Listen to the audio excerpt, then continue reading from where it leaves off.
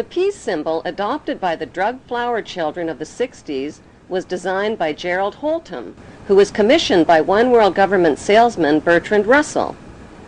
The symbol was never designed as a symbol of peace, but as a symbol of death.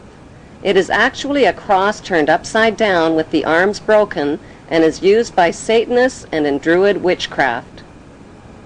In Germany, the symbol is known as the Death Rune and is found on tombstones of Hitler's Nazi SS officers. CIA's team of ex-Nazis and Skull and Bonesmen financed and trained Osama bin Laden, who pushed the Russians out of Afghanistan by 1989. The CIA then trained and installed the ruthless Taliban regime to run the booming opium trade. After a decade, the long friendship between America and the Taliban suddenly turned ugly. At a meeting held on December 4th, 1997 at Unocal headquarters, American oil men made a proposal to the Taliban about building a pipeline through Afghanistan. Rothschild Shell Oil and Rockefeller's Exxon Oil had invested billions in the Kazakhstan oil and gas reserves just north of Afghanistan.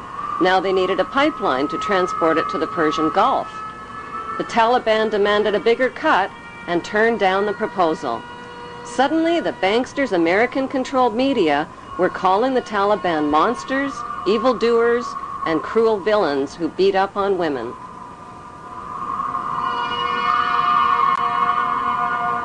On July 4th, 1999, President Clinton froze the Taliban's U.S. assets and bank accounts and imposed trade sanctions on Afghanistan.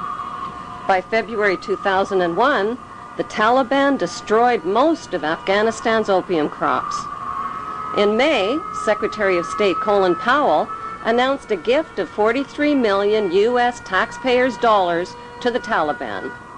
He called it a reward to the Taliban for destroying the opium crops, but members of the new George W. Bush White House knew the Taliban would use the 43 million for more sinister purposes.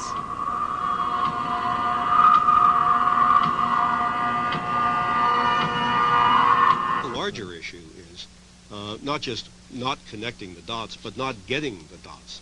Why was it that CIA was unable to collect information for years inside Afghanistan? When they had authority to kill bin Laden for over 2.5 years, why were they unable to kill him or his lieutenants? Why didn't they have a better capability to do something about it at the source? Could it be that the bankster-supported U.S. administration is controlling both sides of the war on terror?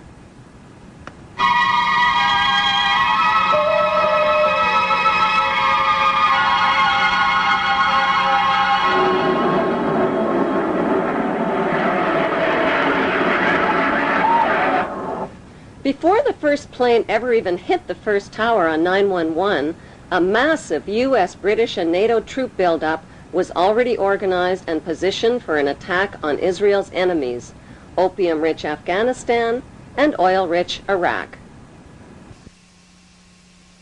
And there's an old poster out west, as I recall, that said, "Wanted, dead or alive."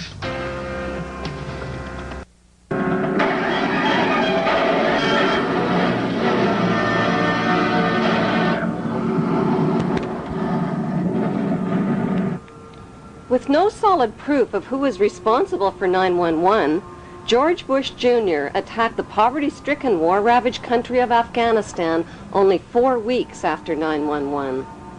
The U.S. and British military dropped 12,000 bombs on thousands of buildings and homes, pounding them into dust and rubble and killing 8,000 Afghan people.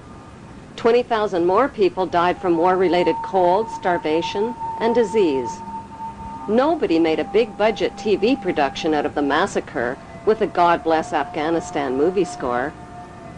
The U.S.-British war on Afghanistan left behind millions of starving people and thousands of women who are still veiled, still homeless, and still penniless. Afghanistan is the world's largest producer of opium and now the world's largest producer of heroin.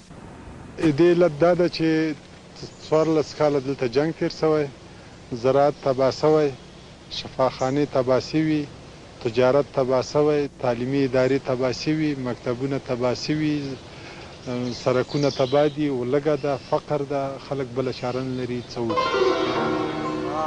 There can never be peace and democracy in Afghanistan. Why? Because peace and democracy would expose and cut off corporate America's opium and heroin trade at the source. So what was the payoff for the U.S.-British war on Afghanistan? 1. The uncooperative Taliban warlords got kicked out and replaced by the cooperative Northern Alliance warlords. 2. Opium and heroin production and revenues skyrocketed. 3. Afghanistan got a new leader named Hamid Karzai, who just happens to be an ex-employee of Unocal Oil. 3. America got permission to build their oil and gas pipeline through Afghanistan. And 4. The Bush administration's favorite excuse for war, Osama bin Laden, was allowed to escape. America's second favorite excuse for war, Saddam Hussein, has always been America's patsy.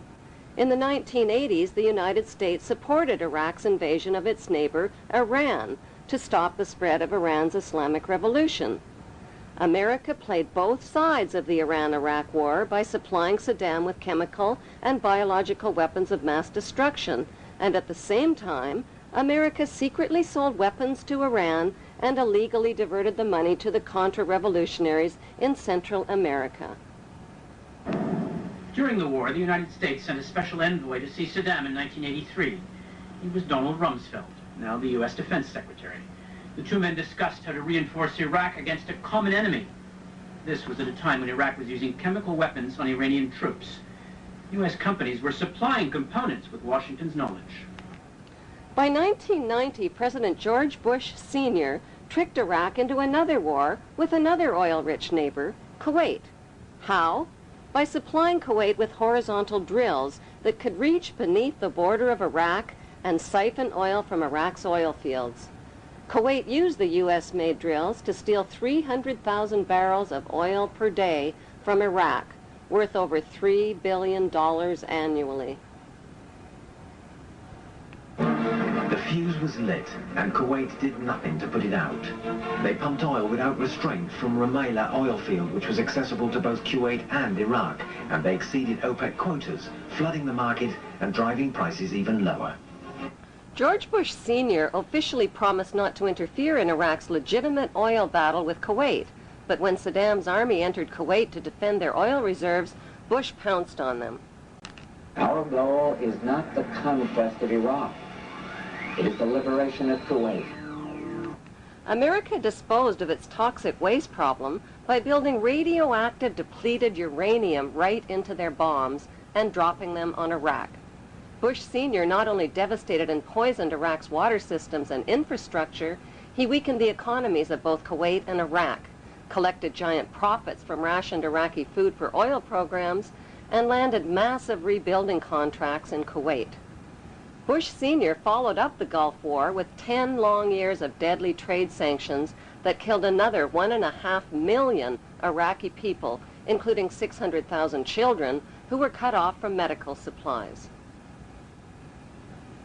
A bookstore in the United States today, you can find 50 books celebrating different aspects of the war and how grand it all was. And you only find one that points out that this was a war crime, that demonstrates the evidence that shows that we deliberately targeted civilians and killed more than 250,000 people in Iraq. You'll be fighting not to conquer anybody, but to liberate people. In March 2003, President George Bush Jr. launched the Second Gulf War.